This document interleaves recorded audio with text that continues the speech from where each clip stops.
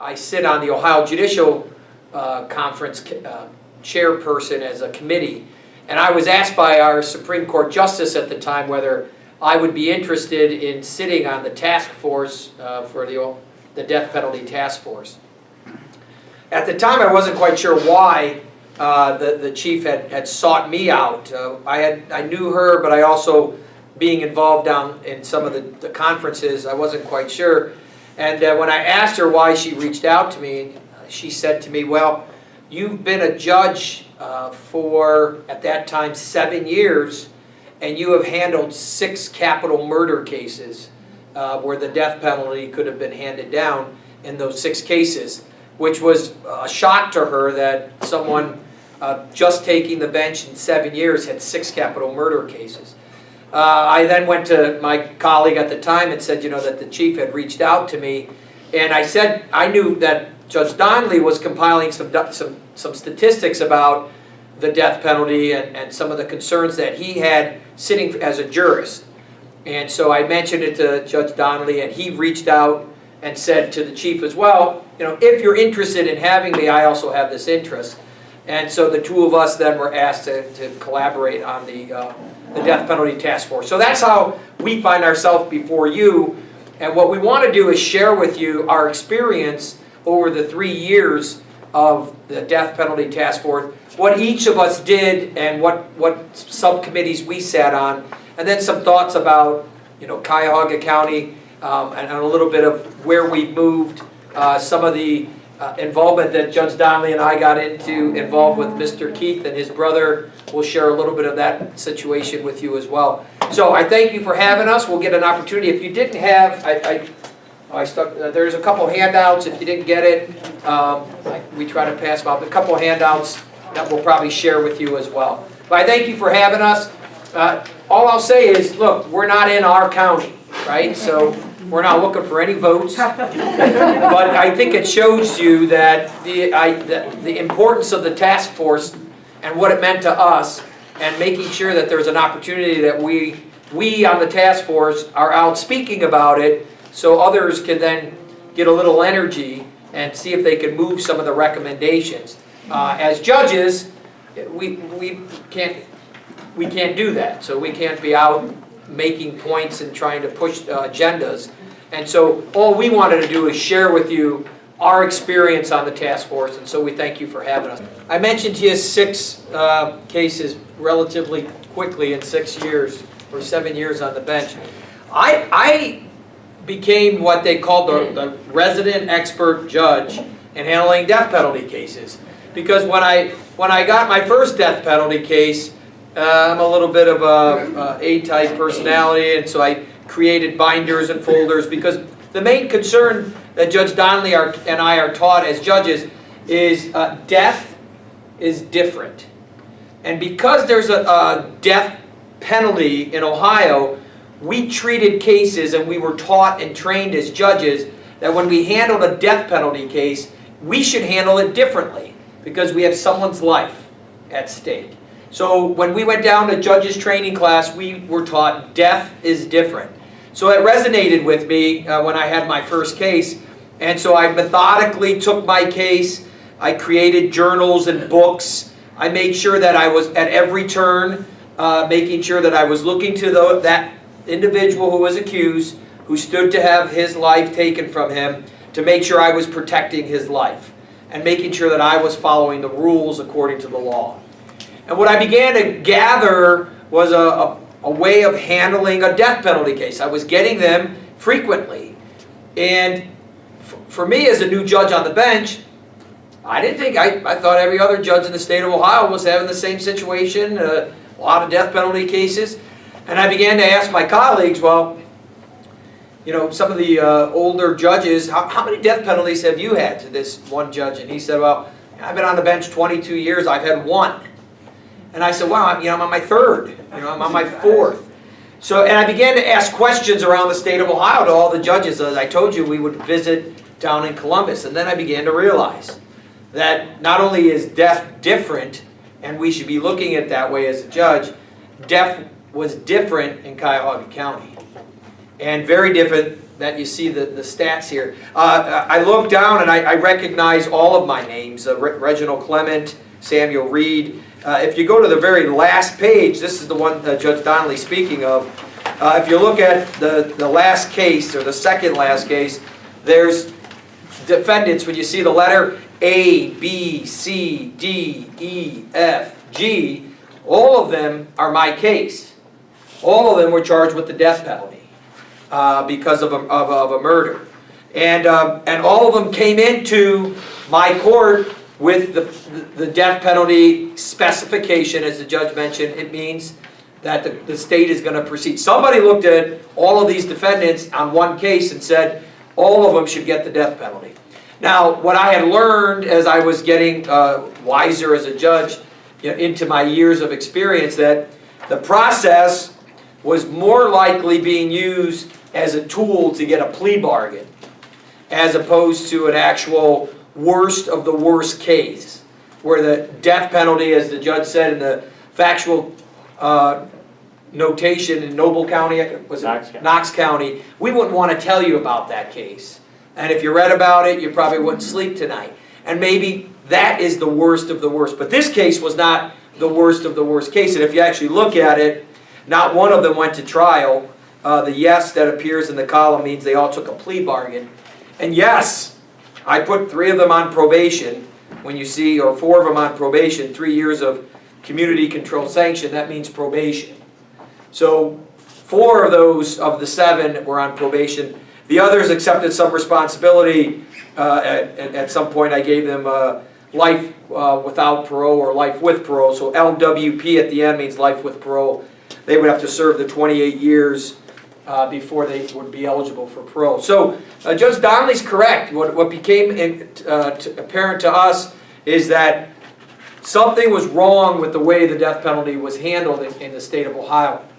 When the chief came to us, she didn't say, our charge wasn't, hey, should we do away with the death penalty? So understand that. We were not charged with, should the death penalty be turned away or nullified. We were charged with, look at the death penalty as it sits today, and are there ways to make it fairer, to make sure it's equal throughout the state of Ohio, so that if it was handed down, it would be handed down equally in any jurisdiction. And when we got to the table for the 2.5 years before we began to write the report, we realized it was not equally distributed and handled by prosecutors throughout the state of Ohio. And then you say, is that fair? Should it be fair that the death penalty is used as a plea bargain tool? Is it fair that in some counties you get to because of the economics, you don't get the death penalty charge, and so forth? Now, what I also became aware of as a judge is, if you understand, I have a docket. So I have cases that represent criminal cases and civil cases.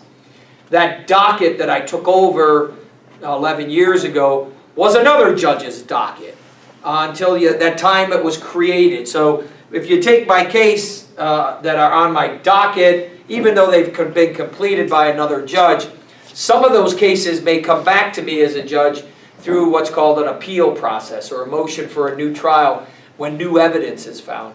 What I also found is a case of mine where someone was sitting on death row, 2 cases that I actually had, where evidence was excluded by the prosecutor in the defense of the individual. They were not provided the information. So the prosecutor, and I'm not saying, I agree with Judge Donnelly, we have wonderful advocates here in the state of Ohio, both for the state in the prosecutorial role and as public defenders.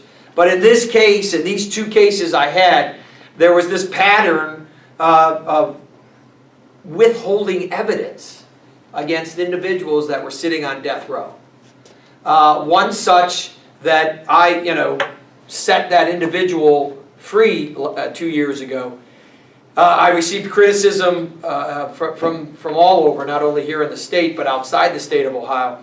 And my ruling was such not that I acquitted Mr. Keenan of his charges, but I found that the prosecutor had created such misconduct that he would never be able to receive a fair trial. And That being said, that case is currently being deliberated by the Supreme Court to decide if I was wrong. And I'll know the result of that, I think, sometime in April or May of this year, whether the Supreme Court agreed with me or not. A second case I had that came back because of prosecutorial misconduct, the state of Ohio agreed with the defense. Actually, the defense filed it for a new trial, and the state argued against it. And it was an old case. The gentleman had already served about 28 years in prison. And when I began to look at the allegations of new evidence, I did in fact believe that there had been some evidence that had been excluded, and I held a hearing. And witnesses came in to testify about what they would have testified to, but were told by the prosecutor they weren't needed and get lost. And that evidence brought such a mindset to both me and even the prosecutor that they allowed that case to be terminated, but after 28 years of that defendant serving time. That was a unique case too, because the defendant was not, he got deported. So as soon as he left our jurisdiction, he went to Jamaica, where he was a citizen. Those are concerning, right? And as a judge, what we see that comes through, we're looking, you say the word, justice system. We have a justice system here in the United States, which I'll tell you is the best justice system in any country. And I've done a lot of studying. I've had Libya judges come here and shadow and play a part. I've had Kosovo judges come here. I've had a lot of interaction with other countries and how their justice system works. But what I would say is we have to be careful and looking at our justice system, make sure that it doesn't turn into, if you say it slowly, just a system. And if it becomes just a system, then we need to be able to advocate for a justice system, not just a system. And so that being said, I'll say just briefly, I mentioned Mr. Keith in the back. Mr. Keith, at our first opportunity where Judge Donnelly and I have been asked to go around Ohio to speak if there are those like yourselves who are interested. And so we'll get in the car and travel from Cuyahoga County like we did tonight to come here because we believe it's something that should be discussed, because there should be some advocacy from those of you who are here, we hope, to move this forward. To answer the gentleman's question, who sat on our task force? And I made this copy for you. It's very small. If you actually go to the actual report, it contains a lot more than this, and you can go to the Supreme Court website and actually look at the report. But what I just wanted to give you is who sat on the task force. That's page 2. And you'll see there's a round number of individuals. There's prosecutors, there's public defenders, there's private lawyers, there's professors from around Ohio, there's judges, there's sheriff's association, and there's legislators. So Senator Seitz was a huge advocate on this committee. He is taking up a lot of what we would hope would be legislation at the state level. And whether it's going to gain traction or ground, I'm not sure. He's really taken up a lot on the mental health, those who are mentally ill, and whether they should be executed or not. So I gave you the page just so you know who served on it. And then you'll see the next pages, there's 56 recommendations. It'll show you the vote total. The majority of them are unanimous, or there's only 2 or 3 that would vote no. Some are very close. But these are what came into place. 56 recommendations came out of our task force. There is a dissenting report, and I didn't purposely leave it out, but there is a dissenting report, a long dissenting report from the prosecutors that's contained in the report if you went online and took a look at it as well. So this is where we came from. I'll tell you the experience was I think the experience of the debate that happened in those doors and in those rooms was good. It was good for the topic itself. A lot came out of it. And I think what Judge Donnelly and I hope is that it doesn't end here, that it just doesn't, I think it's starting to gather some dust already. And so that may be where it ends up. There was a similar task force in 1972, Actually, the ABA task ABA task force The ABA task force was in 2007. The Ohio State Bar Association did was in something in 97. 97. Yeah. There was actually an older one in the 70s. You're right. That was a deterrence study. Right, a deterrence study that looked at this. The only reason I bring that up is my uncle was on that, who was a state senator or House of Representative, Tony Russo. And so I found it, when I went back and started to research some of that, I found that unique that my uncle was on that as well. Here's what I would say is, I work specifically with assignment of counsel and how can we improve the qualification of those who sit and represent those who are charged with the death penalty. How can we improve the process of judges having an opportunity to make sure the education is there for those individuals? How do we have expert reports available and who do we qualify as experts? So some of that you'll find in here and out of my subcommittee. What we did in our first conversation that we had, Judge Donnelly and I, we met the gentleman in the back, Mr. Keith. His brother was on death row.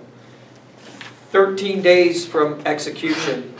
And what happened is, in their case, is similar, that there's evidence that did not come forth during the trial in Bucyrus County, such that Judge Donnelly and I became acquainted with the case, and we actually had an opportunity to meet Mr. Keith. He came to my office and had a chance to share a lot about his brother's case. Not being advocates for him or against him, we found at least compelling. There was evidence that maybe, I won't say that was maybe, evidence that was not used or turned over to lawyers. There may even have been bad lawyering and a number of things that that his brother's case shown. And the fact you should know about that case, if you're not familiar with Mr. Keith's brother's case, Kevin Keith, came within 13 days of the death penalty. And the facts of that case, first of all, the trial would never have taken place under the standards that exist now. It went from date of crime in February to Mr. Keith convicted based solely on eyewitness testimony, which has been called into deep question, and to Mr. Keith being on death row by May of that same year. Never. Not with any type of certified defense counsel. Now, this case, he came within 13 days of receiving the death penalty. And at the time, it garnered national attention on the case because of the facts that have been developed over the years that many people believe question the doubt of the accuracy or the truthfulness of the verdict. And the parole board, Mr. Keith was given the option to argue for a lesser sentence before the parole board 13 days before his execution. He would not allow his attorneys to ask for that. He said, I want a full pardon. He's maintained his innocence from day one, or I want to be executed. The parole board recommended execution. Governor Strickland at the time reviewed the case. He was so troubled by what he perceived as the doubt in the case that he commuted the sentence in an election year to life without parole, with indications that it would be revisited at some point. For clemency. For clemency. Unfortunately, Governor Strickland lost that election, and Mr. Keith remains in prison. The media spotlight has gone from the case, and you ask yourself, if evidence is so strong that the governor of the state of Ohio is willing to overturn a court order to carry out an execution, thank God the death penalty didn't proceed. But are we comfortable with a man serving the life without parole based on the same level of evidence? Yeah, so we will tell you that we weren't comfortable with that. And again, judicially, what involvement we can get involved in with Mr. Keith is, but what we did do is ask Mr. Keith if he would be interested if we found pro bono counsel, that would be a lawyer who would give their time without having to be paid for his or her time. And we know two lawyers in Ohio, or in Cuyahoga County, who have the ability to handle death penalty cases. And we went to their law firm and asked if they would be interested in hearing, revisiting Mr. Keith's case. And so currently, Mr. Keith has a lawyer in Cuyahoga County who's working with him now. But that's just an example, and working diligently because of a number of reasons why it needs to get back in front of either a judge or back in front of the governor, because his brother, again, still maintains his innocence, but sitting currently now for a life sentence. Being here today is important. I didn't think about, so I see down on my wrist, I have this Holy Cross band on. I told you, Jesuit Holy Cross, I got a boat flowing through me. But this is the theme for St. Ed's this year. It's a courage to act. And I thought, well, I'm here. My daughter, I could be at home with my family. My son's coming home from college tomorrow. My wife wanted to have a little surprise for him. And we're buying him a queen-size bed because he hasn't had a bed since he's been away in college and all this fun stuff. But I'm here. And I told her that'll wait till I get home at 10 o'clock tonight. And as I was listening to the judge talk, I looked down at my wrist and thought, the courage to act. And so that's why we're here. If we can answer questions, we will answer as much as we can, or as openly as we can. We thank you for coming out tonight. The process was a good process. It was a process that brought out 56 recommendations. There are some who are moving forward with those recommendations, but a lot have not even been addressed, or the legislature has not even had the opportunity to look at for a lot of other reasons.